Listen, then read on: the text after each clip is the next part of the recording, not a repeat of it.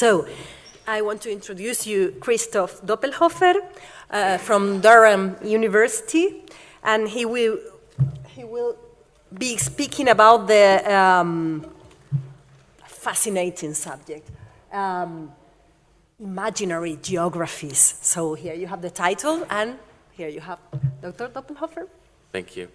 The pop cultural phenomenon Game of Thrones has become far more than just a television program, but an essential part of modern global culture.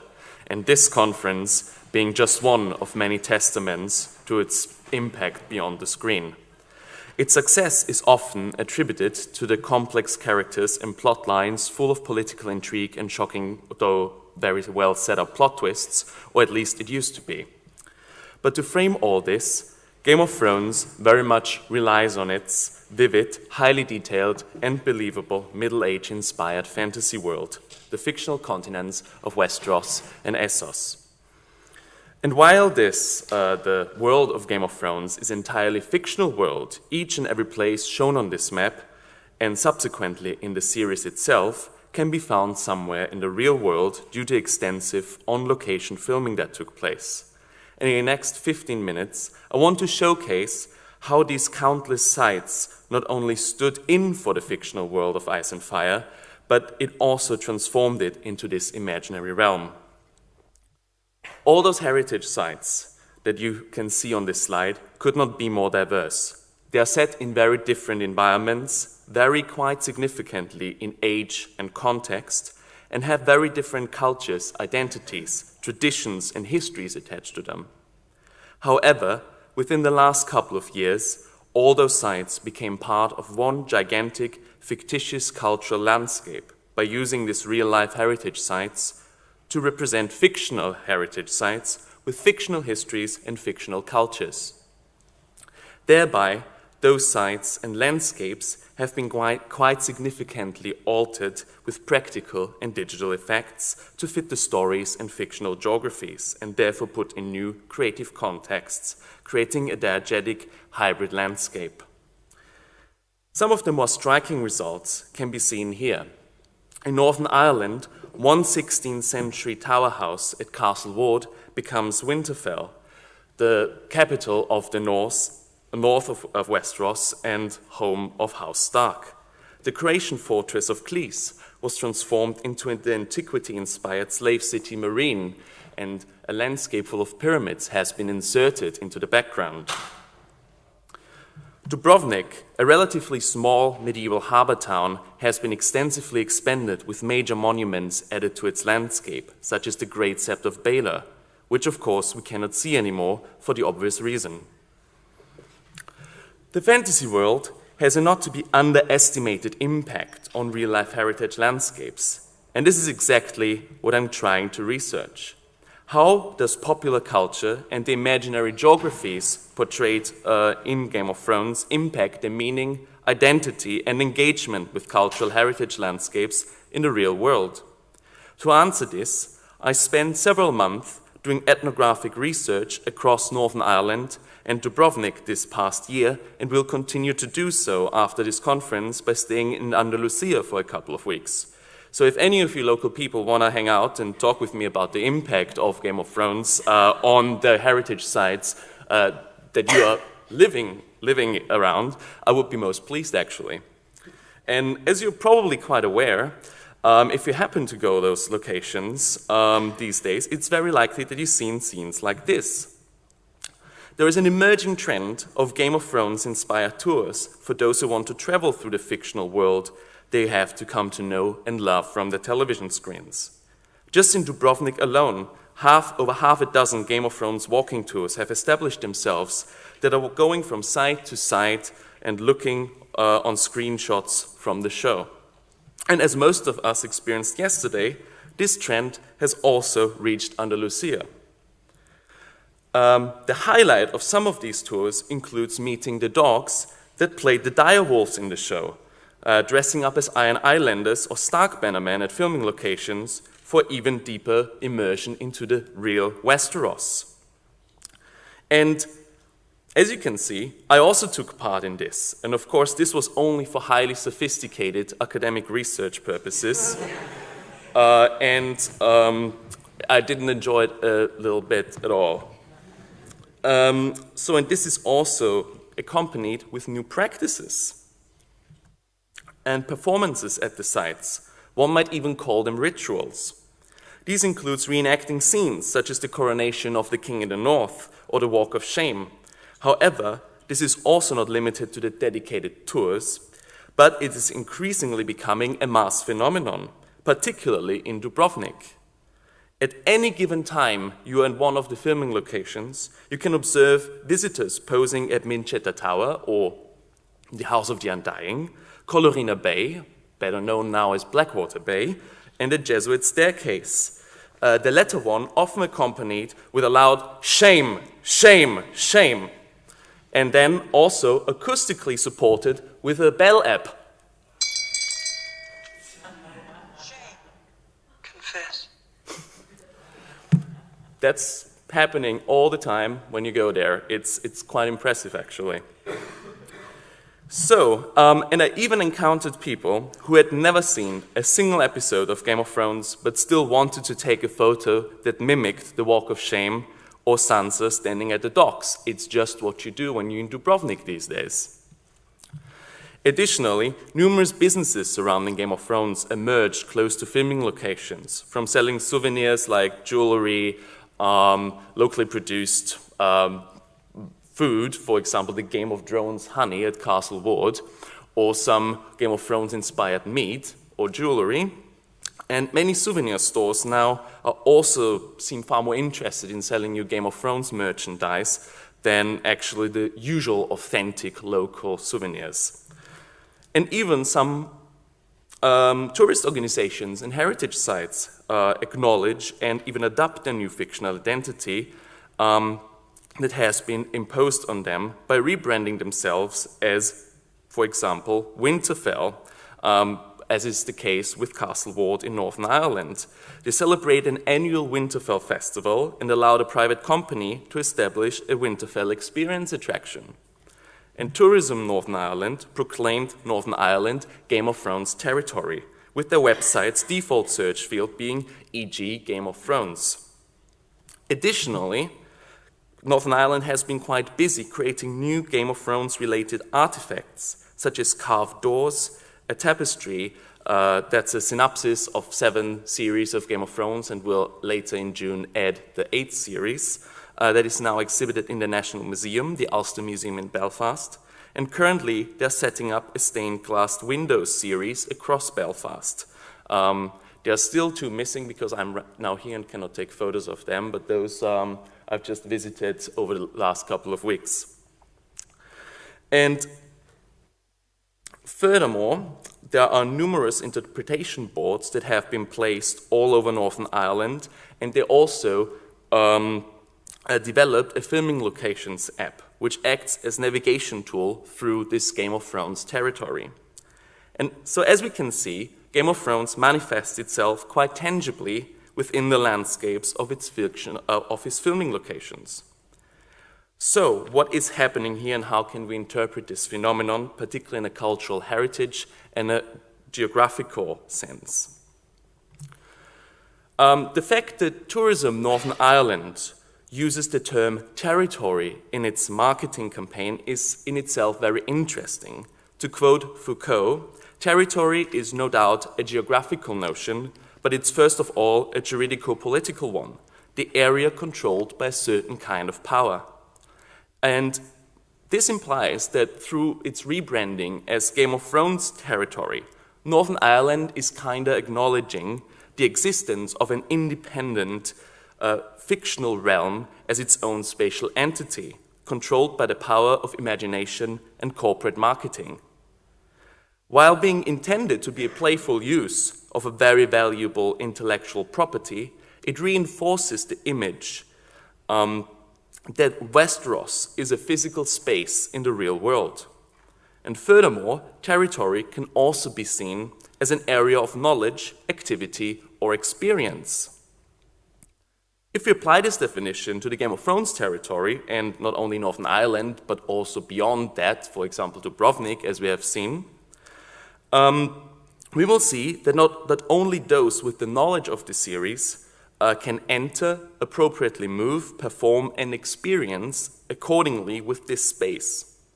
And thereby images and representations created by visual media, and in our particular case, television, photography, mapping, and creating tangible artifacts, we are used to continuously inscribe destinations with new imaginary geographies, identities, and spatial relations. And hereby, particularly John Urie's concept of the tourist gaze has been very impactful. It describes that we are all seeing our physical world through lenses formed through previous experiences and images that we've been exposed to. If we apply this again to Game of Thrones locations, we can see that many people started seeing these places through a Westeros lens. The performance of tracking down locations, identifying and reframing the fantasy through photography, as well as sharing these experiences online, is not only confirming but reinforcing the fictional world created through Game of Thrones. And we all know the philosophical question that is as old as Facebook itself: if you don't share your holiday photos on social media, have you really been there? What this means is that visual media creates new realities, which is most visible in the geotagged photography that is treating Westeros as a real place in the real world. All those photos that I showed you are tagged as Winterfell, as King's Landing, as Dragonstone, as the Iron Islands. So basically, we're territorializing the fantasy by mapping it onto the cultural landscape. And as most of you know, mapping is a way to show and describe the shape of our world. But maps also assert narratives and interpretations onto a landscape. They're not neutral, but they tell us what to pay attention to, what to display, and what to leave out. They make you look at the landscape in a very particular way.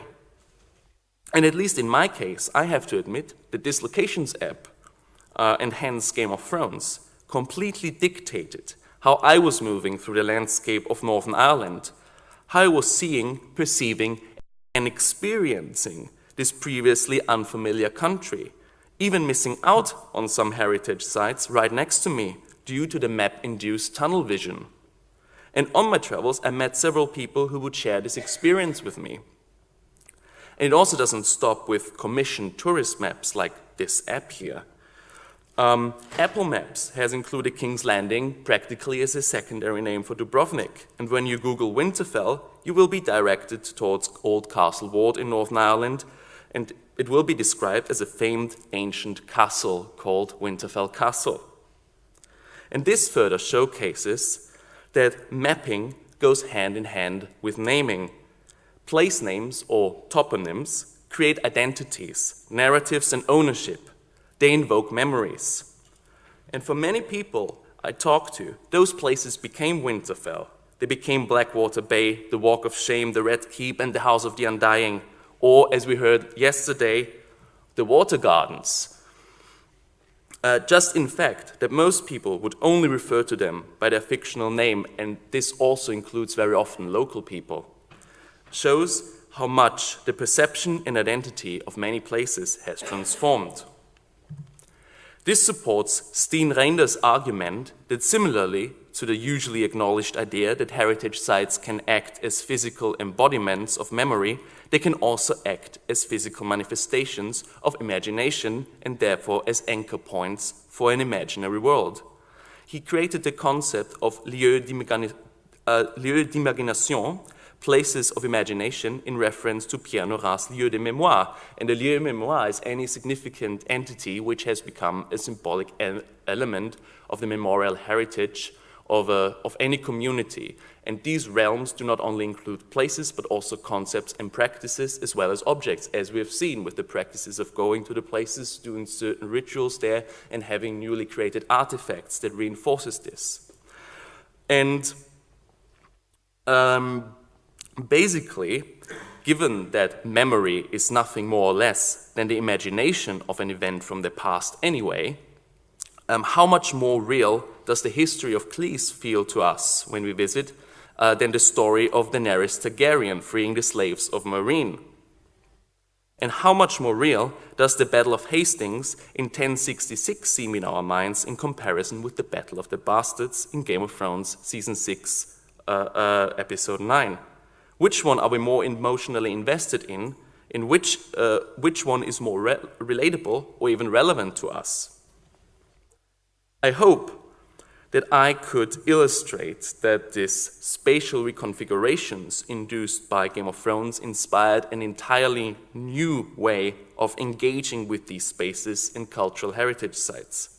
For many, the fictional places became synonymous with the real places. In some occasions, being in King's Landing or in Winterfell was paramount, replacing the original identity almost completely. However, while there are many are embracing this development as a lucrative business opportunity, there are some that are not entirely happy. For example, Dubrovnik locals are less than happy that their heritage gets hijacked and will always mention the long and proud tradition of the Republic of Ragusa and its heritage and its monuments, and Game of Thrones will go away very soon and nobody will remember it.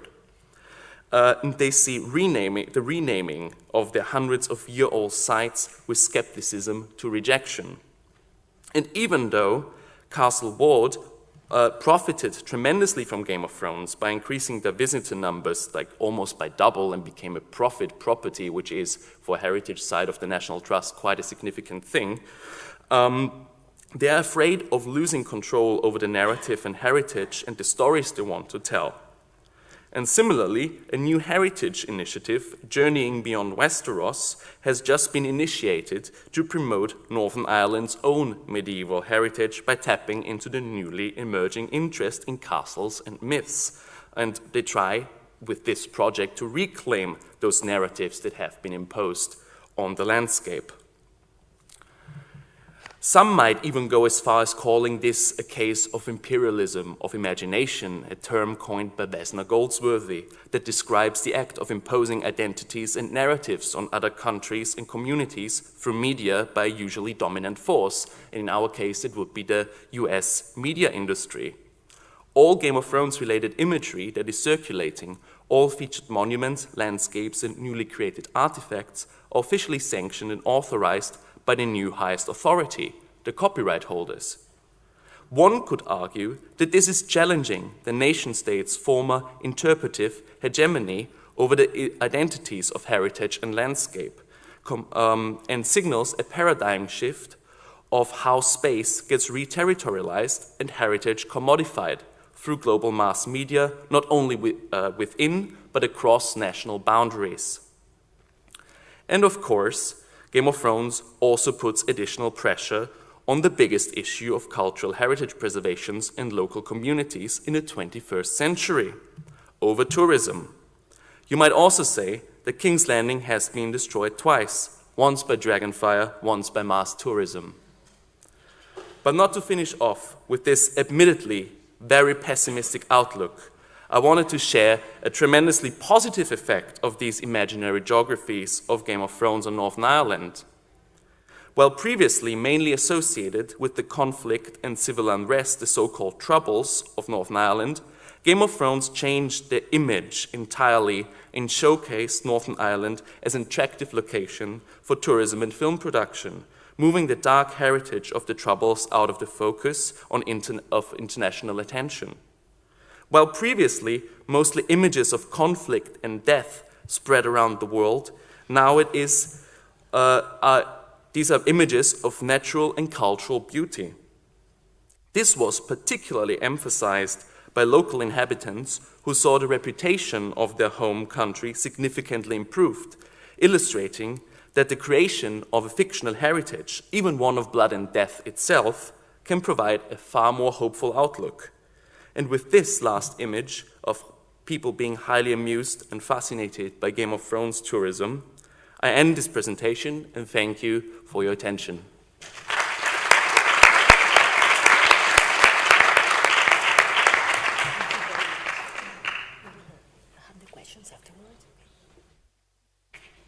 Well, thank you very much to Christoph Doppelhofer for his excellent paper presentation, which is very stimulating also.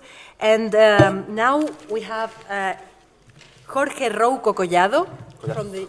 Perdón? Perdón. Sorry.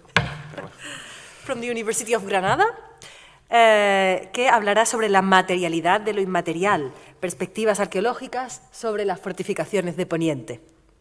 Bueno, muy buenos días a todos.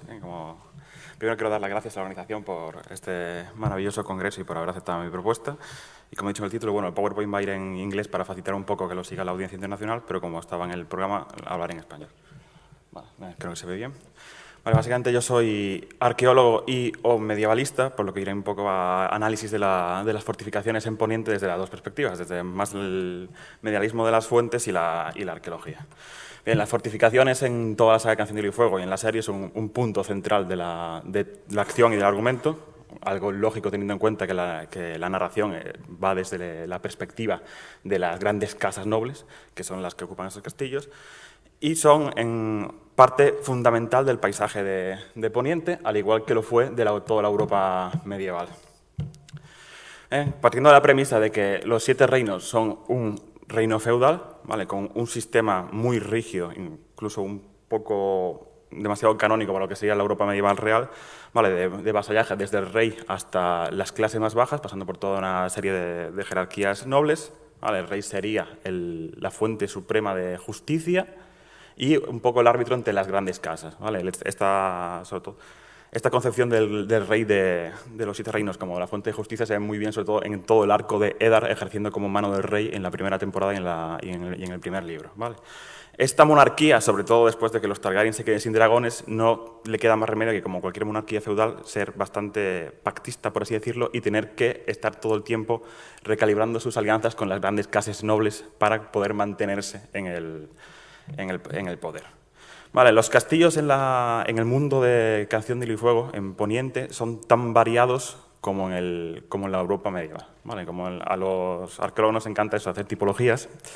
Vale, voy a ver un poco de unos ejemplos de las tipologías generales que se pueden encontrar en los castillos de Fuego. Los paralelos que pongo de los castillos reales no tienen por qué, no creo una influencia directa para Martin, ¿vale?, ni tampoco han sido los escenarios en los que se ha rodado la serie, que ya se ha salido anteriormente, sino solo son un poco los ejemplos paradigmáticos que hay de este tipo. Empezando, por ejemplo, por los castillos de río o del lago, por así decirlo, como es el ejemplo fundamental en Canción de Hielo y Fuego, es Aguas Dulces, en la confluencia entre el Forca Roja y el Piedra Caída, que en caso de necesidad con un foso se convierte en una auténtica isla. Vale, como puede ser el ejemplo paradigmático del castillo de Bodian en el sur de Inglaterra, que está directamente en un lago artificial, ¿vale?, que tiene funciones defensivas, pero también estilísticas dentro de la contemplación del paisaje, ¿vale? Ya el castillo ya es bajo medieval. Hay también puentes fortificados por toda Europa, como en los Gemelos, ¿vale?, que cumplen también la doble función de, por un lado, proteger un paso importante de un río y además cobrar un pontazgo por ese paso. Pocos han quedado ya de los que había en su momento en Europa, pero algunos aún hay bastante, tanto en la península como en el resto. Tenemos castillos costeros que tienen un componente marítimo fundamental por estar ubicados directamente sobre el mar. Muchas veces algunos, incluso como Bastión de Tormentas, tienen también algún tipo de muelle interior, ¿vale? Hay motas que conviven, tanto en Poniente, conviven con el resto de castillos como en toda Europa, ¿vale?, que son suelen ser colinas artificiales sobre las que se levanta una pequeña fortificación. En los primeros tiempos eran de madera, de esas en los ejemplos reales ya, obviamente la madera ya no se ha conservado, pero muchas de ellas se petrifican, ¿vale? Uno de los ejemplos en los que más tiempo transcurre la acción, sobre todo en los libros, es el castillo de los Glover, que también muestra mucho cómo dentro del propio mundo de Poniente conviven castillos que, además de la tipología de emplazamiento, son de diversos materiales constructivos, los hay de piedra, de ladrillo, de madera y también de distinta manera, desde la buena sillería a muros que son sencillamente a piedra seca sin argamasa que los mantenga. Tenemos también Castillo de Llanura, que el más famoso por su riqueza en Juego de Tronos es Alto Jardín. Invernalia también sería, entre lo que cabe, un castillo de esta provincia. Aquí la única defensa que tienen es la que se construyen ellos mismos, o sea, con fosos y murallas, y generalmente tienden a estar siempre, si están ubicados en planicie, es porque les interesa controlar esa zona que probablemente es más fértil. Que los ejemplos de los castillos, que se conocen en España, castillos roqueros, que buscan, sobre todo, además de una buena asedio del territorio, una defensa natural que sea imponente, ¿vale? En el caso de, creo que los dos únicos castillos que se consideran prácticamente inexpugnables son Roca Casterly y Nido de Águilas, en los libros, que son básicamente los castillos roqueros. ¿Vale? Que una de las principales funciones de un castillo feudal es que te parezca tan difícil su asedio y su asalto que ni siquiera te plantees hacerlo, ¿vale? Porque los costes serían demasiados. Las ciudades las grandes ciudades y las villas de tamaño medio, y también algunas de las más pequeñas que se mencionan en los libros, están en su mayoría fortificadas, ¿vale? Y son todas sede señorial. Incluso Desembarco Rey, aunque ahí su señor feudal sea directamente la monarquía gobernante que está allí permanentemente en la corte. La única diferencia que hay mayor en el feudalismo de Juego de Tronos y el real es que, pese a esta enorme cantidad de población que hay en las principales ciudades, que es bastante mayor que la que había en la Europa medieval, la burguesía no llega en ningún momento a convertirse en un estamento que busca poder político, ¿vale? En el Juego de Tronos sí que hay, por el Desembarco Rey, que es el caso que se llama, sí que están organizados en gremios, pero en ningún momento se plantean entrar dentro del Juego de Tronos, a diferencia de lo que pasa realmente en toda la mundo feudal. Pero, por ejemplo, de Desembarco Rey no tiene solo una fortaleza defendiéndolo además del perímetro de murallas, sino que además de la fortaleza roja, en realidad todas las puertas se pueden considerar castillos. Vale, de hecho, como aparece en Fuego y Sangre, durante la regencia de Agón III se refortifica las puertas, pero además para que se puedan defender de ataques desde dentro de la propia población, o sea, pues en caso de posibles alzamientos. ¿Vale? Porque tener en cuenta que cada puerta en realidad puede ser un castillo en sí mismo. Y las ciudades van a ser también fortificaciones y centros de poder señoriales al final. Básicamente, desde la casa más alta hasta el caballero noble más pequeño, todos tienen una sede fortificada, ¿vale? Desde la pequeña casa torre de los Osgrey, señor temporal de Ser Duncan en la segunda novela corta, de la Espada Real, hasta los Arryn, que tienen un sistema de fortificaciones con nido de águilas, y la Puerta de la Sangre y las Puertas de la Luna, además de nieve, cielo y piedra, que son fortalezas propias de la familia, pero que están cedidas a vasallos para que las administren, ¿vale? Pero cuanto mayor sea la casa, más probable es que tenga más de una fortificación. Vale, las funciones que cumple una fortificación, tanto en la Europa medieval como en el mundo de Juego de Tronos, son muchísimas. Vale, empezando por la más obvia y más clásica, dentro siempre de la castellología, que es la guerra. Vale, o sea, no deja de ser una muralla, es un elemento defensivo. Vale, ya pone ahí la cita de Tyrion recordando a su padre, que un hombre en las murallas vale por 10 debajo de ellas, a la defensa. De hecho, intentando hacer un repaso de todas las batallas que aparecen en la Guerra de los Cinco Reyes y en el norte, ¿vale? Alguna me haber comido escaramuza, pero intentando ubicarlas un poco según en qué punto se dan. Las que están relacionadas con una fortaleza, sea un asedio, un asalto o una batalla por romper un asedio de la fortaleza, son más de 2/3 que las que se producen en batallas campales. Vale, lo que también va muy en consonancia con el tipo de guerra feudal, en el que los castillos son un punto estratégico fundamental y lo normal es luchar por ellos, no una batalla en campo abierto, que es mucho más costosa. Vale, luego en la última temporada de la serie han decidido que las murallas son solo un elemento simbólico, pero eso ya creo que viene más de cosas de Hollywood. Vale, el ejemplo paradigmático y más extremo de la función militar de los castillos son los de la Guardia de la Noche con el muro, que como ya se vio ayer muy a menudo, esto no tiene paralelos en el mundo feudal. Básicamente porque los estados feudales no tienen la capacidad de movilización de recursos para mantener una frontera estable con guarniciones así. Lo que también se ve en la decadencia de la Guardia de la Noche, ¿vale? Porque no pueden mantenerse, y a pesar de que tengan concedido una gran porción de territorio como su fruto propio. Vale, pero además de la guerra, obviamente, como los grandes señores viven allí, van a ser el centro político de todas las decisiones y también la administración al día a día de sus señoríos. Son además, como dentro de la función de la política del señor va aparejada la judicial por delegación del rey, van a ser muchas veces la sede de los juicios, las prisiones y, como también sale ya vimos las decapitaciones, en realidad en la fortaleza también sirve un poco como el elemento propagandístico de la represión del poder. Vale, con lo de las cabezas, picas y estacas, que también es cabezas, picas, murallas, que es una cita también de Lord Tywin Lannister. Vale. Hay que entender también que el castillo es en sí un hábitat humano, porque no deja de vivir en ellos toda la familia con la cantidad de criados y guardia que tengan, que es variable según tamaño de la función, pero además también atraen poblamiento, ¿vale? Algo que también pasaba mucho en la Europa medieval. Por ejemplo, en la ciudad del invierno, las invernas de Invernalia, aunque solo se utiliza mayoritariamente en época de invierno, ¿vale? Pero está pegada justo a los muros, aparece después. O también Puerto Blanco, que empieza a traer población después de que se ha concedido a los Manderly y fortifiquen y sean ellos los que impulsen la creación de una ciudad, los Manderly. Vale. Un castillo va a ser siempre una muestra de poder. Ya el simple hecho de construirlo, por lo que requieren invertirlo, en el caso paradigmático del Juego de Tronos, es sin duda la construcción de Harrenhal por Harren el Negro, que intenta, con un objetivo muy claro, que sea el castillo más grande que se ha visto jamás en los Siete Reinos, ¿vale? Para que sea básicamente una petrificación de su poder.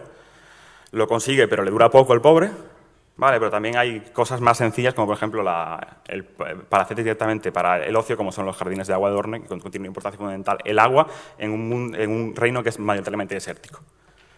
Y por último, los castillos también portan en sí la identidad. Pueden ser un poco más difusa, como en el caso de Raventry Hall, de los Blackwood, en el que tienen su bosque de dioses y se destacan por ser de los pocos señores que adoran a los primeros dioses en la Tierra de los Ríos, o directamente porque el castillo va a estar siempre ligada a su casa. De hecho, a menudo siempre van a decir los Stark de Invernalia, los Lannister de Rockacasters.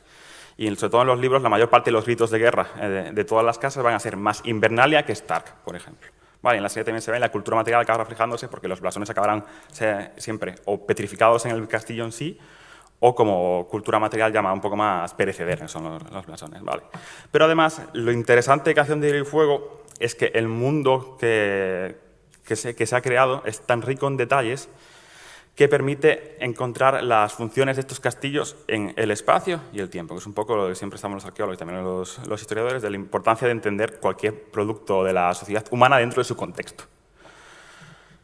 Vale, y para eso, empezando por el espacio, y haciendo ya un análisis más intrasocial del mundo en sí, sin sacar paralelos por fuera, vale, he hecho un sistema de información geográfica para los Siete Reinos que básicamente, para decirlo rápido, es un programa que permite crear mapas y hacer análisis espaciales con escala real y coordenadas reales. Vale, entonces ahí tenéis los kilómetros de la cadena. Vale, he cogido el mapa de Lands of Fire de base y lo he ido combinando con más informaciones de la aplicación y de los libros y sobre todo de World of Ice and Fire, ¿vale? El mapa que tiene partes. Vale, esto aquí he hecho mapas políticos de todo, en realidad me he divertido más con esto de lo que debería, así que espero que mi director de tesis no esté viendo no vea este vídeo luego. Vale, tengo de todos los reinos, por si lo tengo en el portátil, por si luego lo queréis ver. También tengo el programa por lo que puedo medir cualquier distancia, ¿vale? Por si a alguien le chirría los viajes rápidos maravillosos de la temporada, puedo deciros cuántos kilómetros hay de verdad. Bien, pero lo interesante de esto es que como te da una escala y unos kilómetros, te permite hacer análisis espaciales. Vale, aquí, por ejemplo, tenéis calculado los kilómetros cuadrados que tiene Poniente, que es enorme de verdad, son casi 6 millones. Vale, con el norte llegando a ser, de verdad, más de un tercio. Vale, este mapa viene bien porque se ve realmente como las tierras de la corona, que a ver, aquí son Targaryen no porque sea spoiler, sino porque en realidad se me pegaría con los Baratheon, y como los Baratheon son unos usurpadores, pues las tierras de la corona son Targaryen, ¿no? Vale, pero básicamente veis que en realidad la base material de poder que tienen una vez han pasado los dragones, en realidad todo lo que pueden levantar económicamente y de sus señores directamente es solo esta pequeña porción, que es lo más pequeño después de las Islas del Hierro. Eso les obliga sí o sí a tener que contar con el apoyo de otros señores, porque si no, en cualquier caso, con que se les rebelen 2 de los otros reinos y los demás no hagan nada, la monarquía se va al garete. Vale, lo que se ve muy bien con la rebelión de Robert. Vale, en cuanto hay 3 grandes reinos y al final se unen los Lannister, en realidad no tienen apoyo los Targaryen ya para sostenerse. Vale, aquí veis, comparado con África, un poco más allá, es un poco la idea, el tamaño que tendría Poniente, ¿vale? Que es bastante grande en sí. De estos, algunos análisis que se pueden hacer, curiosamente, es calculando los centroides de cada reino, que vendría a ser el centro geométrico exacto, se ve que todos los castillos capitales que no están en costa están curiosamente muy cerca del centro del reino. Esto puede ser o bien que Martin tuvo un poco de pereza a la hora de situarlos, pero también no deja de ser lógico que en un proceso de construcción de estos reinos que dura realmente milenios a base de alianzas y guerras internas, los que tienen una posición central en el territorio consigan alzarse con ese poder.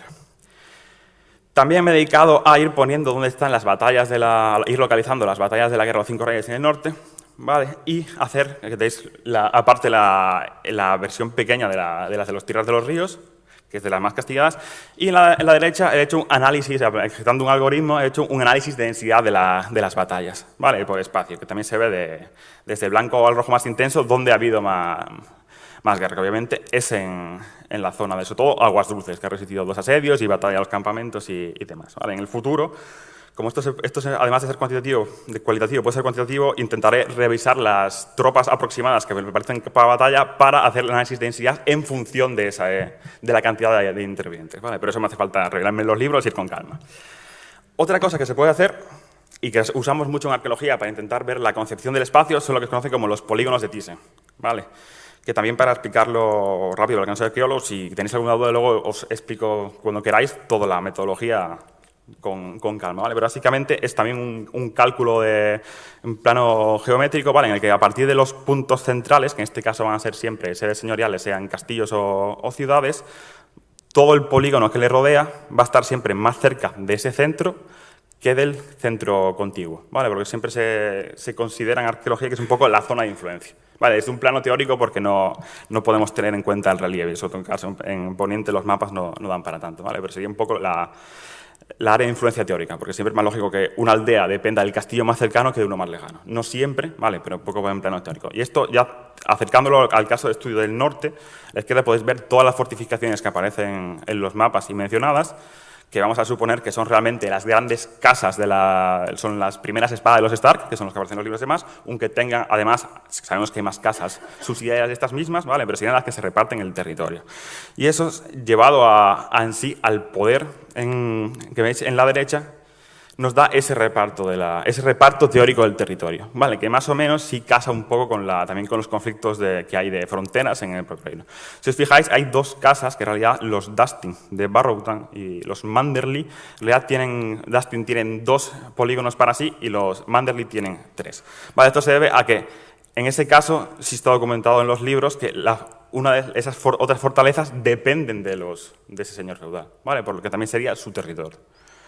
Vale, de hecho, incluso también en el 5º libro, el Lord Manderley siempre dice que van a hacer básicamente lo que él decida, que tiene lógica viendo que esta realidad está rodeado por los Manderley por todos lados. Entonces es lógico que intente llevarse bien con su vecino. Vale, eso desde el punto de vista del espacio.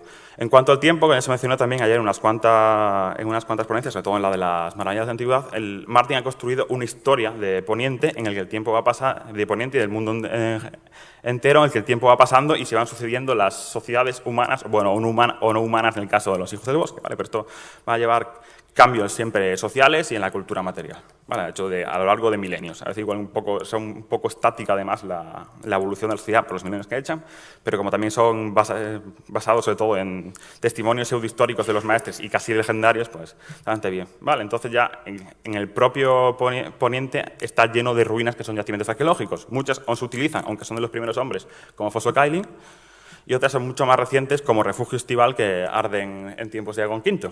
¿Vale? Pero allí está, petrificado en el territorio, un poco como recuerdo de la tragedia, realmente. ¿Vale? O como puede ser Piedras Viejas, o en el caso de las tierras del oeste, Castamere, que está destrozado por Tywin Lannister, y se queda allí como un recordatorio de que no hay que meterse con tu señor.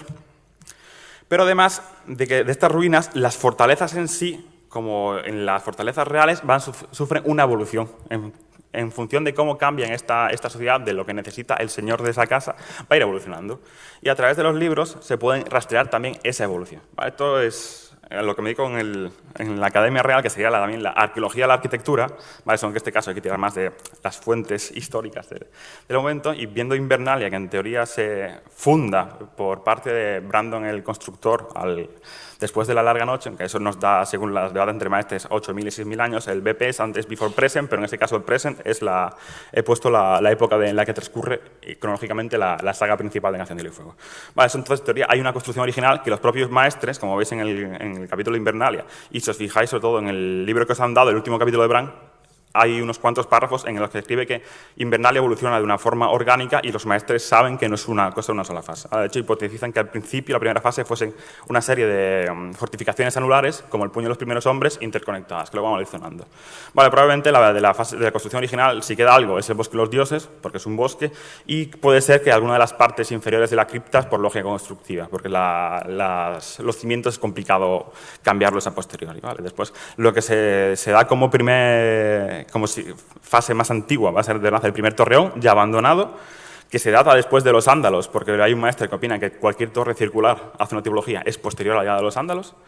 Vale, y luego sabemos que se reforman las murallas interiores, posteriormente se hace el foso, se hace en tiempos de Edric Snowbeard, rey del norte, se hace la muralla exterior, ¿vale? Porque en los libros tiene dos murallas, la Invernalia, en este caso técnicamente sería una falsa braga, que es una muralla externa más baja que la principal. Luego también, dentro de la historia de un edificio, no solo la construcción es una fase, sino también la destrucción, ¿vale? En este caso sería la de Torre de Vigilancia, que es de la que se cae Bran estudiando, que también está destruida y no reparada. Incluso hay cambios con la llegada de Cátara en Invernalia porque se construye un septo, ¿vale? Para que rece a los 7. ¿Vale? Que lo que también hay que decir, si eso no nos lo encontrásemos arqueológicamente, estaríamos ya los arqueólogos debatiendo de, madre mía, han cambiado de religión completamente y cosas por el estilo. ¿Vale? Y ya el último sería el saqueo de Invernalia por parte de los Bolton, y ya si vamos a la serie, pues los resultados de la batalla por Invernalia contra los muertos. Pero no solo Invernalia, que son 8.000 años de historia, los 8.000 siempre realmente evoluciona, sino la Fortaleza Roja, que tiene solo casi 300 años, también sufre una evolución muy rápida.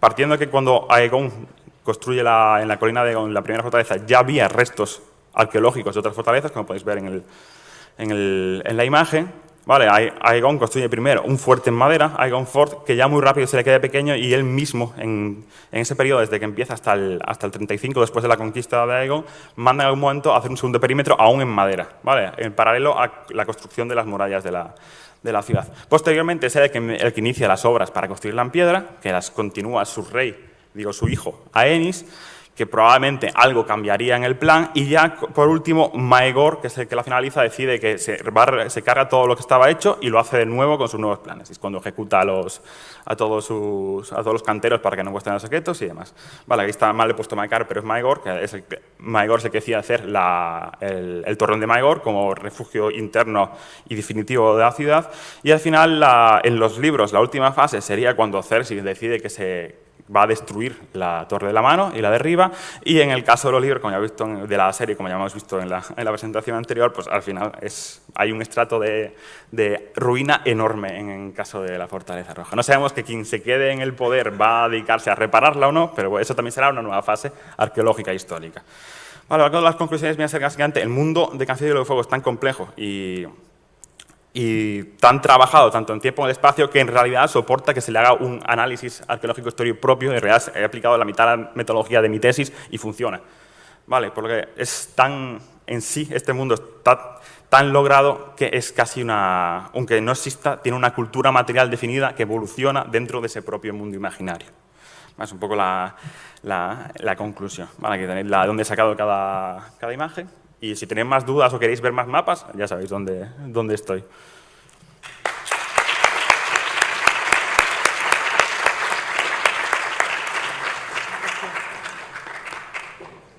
Muchas gracias a Jorge Rouco por su interesantísima comunicación. Y vamos a abrir ahora el turno de palabra para que se puedan plantear todas las dudas, comentarios, ideas, sugerencias a las dos comunicaciones que acabamos de escuchar. Questions? Words? Por favor.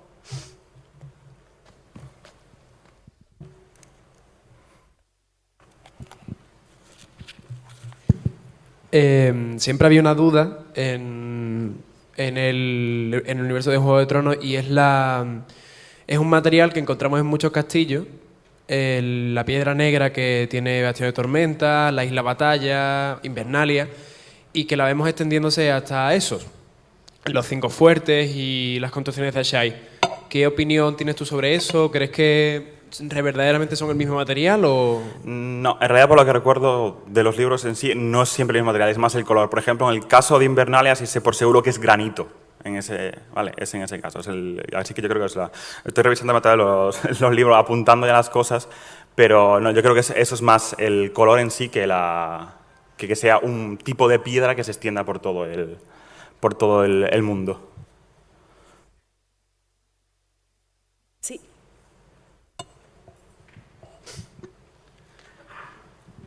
Hola, Jorge. Para calcular las distancias y la superficie, ¿qué escalas ha utilizado? Bueno, básicamente eso, vale, el mapa es el que uso en sí y como la única referencia clara es la del muro, es la distancia del muro.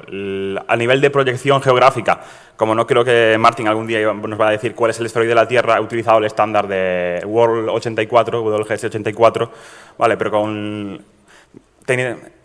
confiando en que el mapa que es el canónico, tenga esa escala, pues a partir de la distancia del muro, pues se escala a todo en consonancia.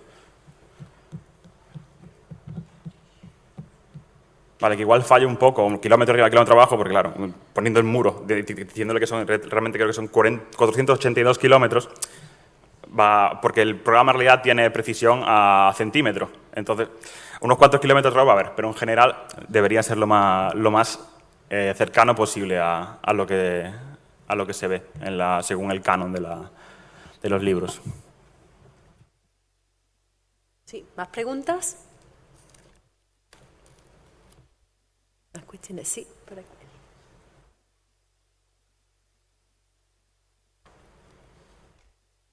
Perdón. Creo que sí. Sí.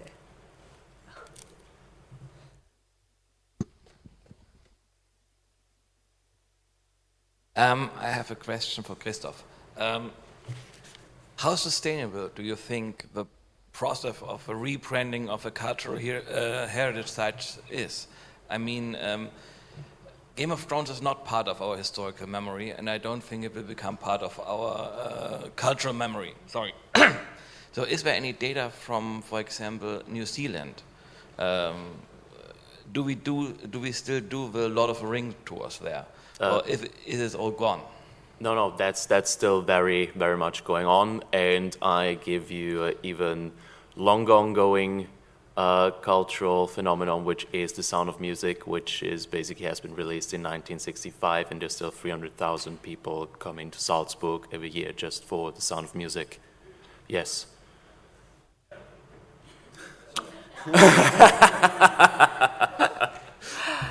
Thank you. So, I had a very similar question.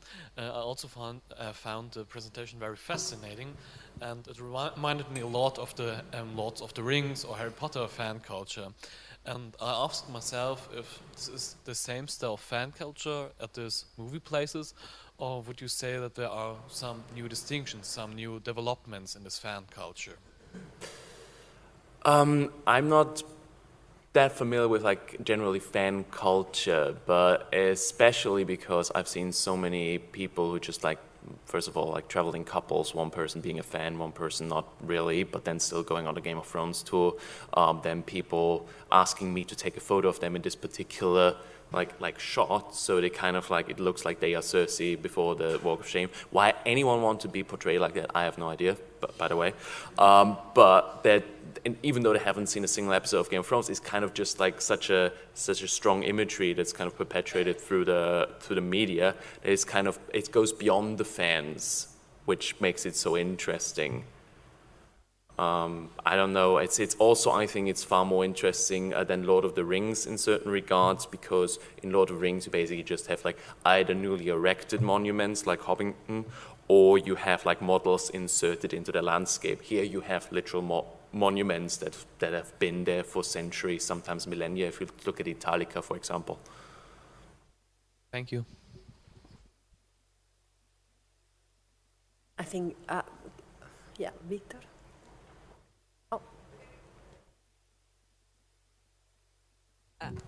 Also for Christoph, I was wondering if you'd noticed any major differences in how the different locations, in particular then Dubrovnik and Northern Ireland, how it has affected them in different ways, because obviously Northern Ireland has very much embraced it from from the top up, so to speak, the tourism agencies and everything.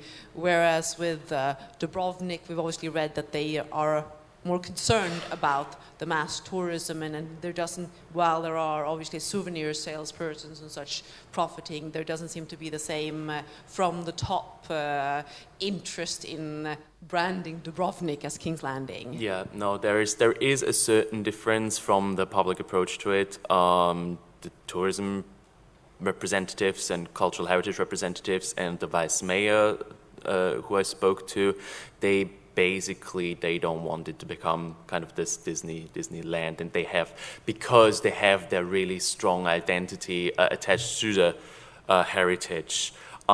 There is, of course, also concern in the northern coast, particularly in particularly Balintoi Harbor, where it's unfathomable how many people are coming there now, where basically cars are queuing for, I don't know, half an hour to just like go down to that little harbor, which was the Iron Islands. For everyone who doesn't know what Balintoi Harbor is, but everybody knows the Iron Islands here.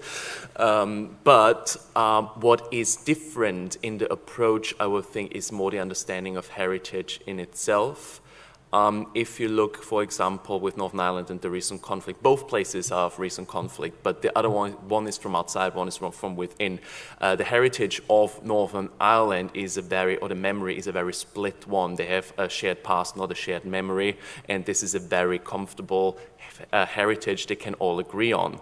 While you have, for example, in Dubrovnik, their heritage was literally under siege just 30 years ago. For them, the heritage is a piece of resistance and unity. At least that's how I'm interpreting it. Absolutely.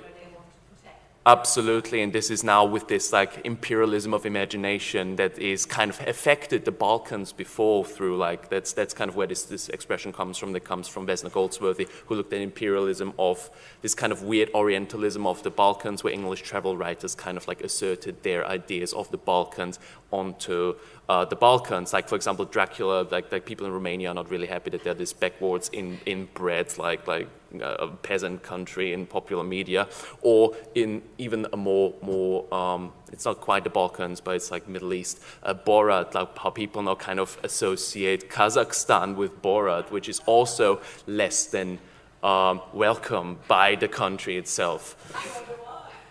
It's not very nice. Welcome. There are more questions there.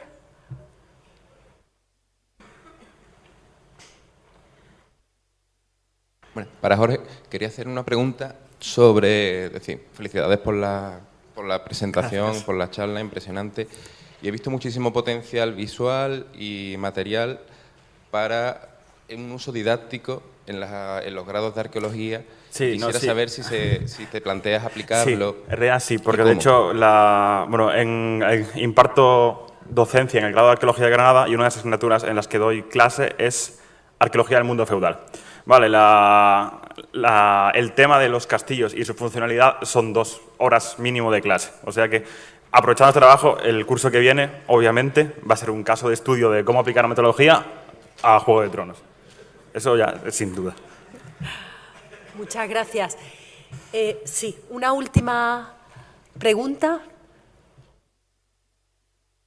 Bueno, lo mismo, felicidades por las intervenciones. Mi pregunta era para Jorge.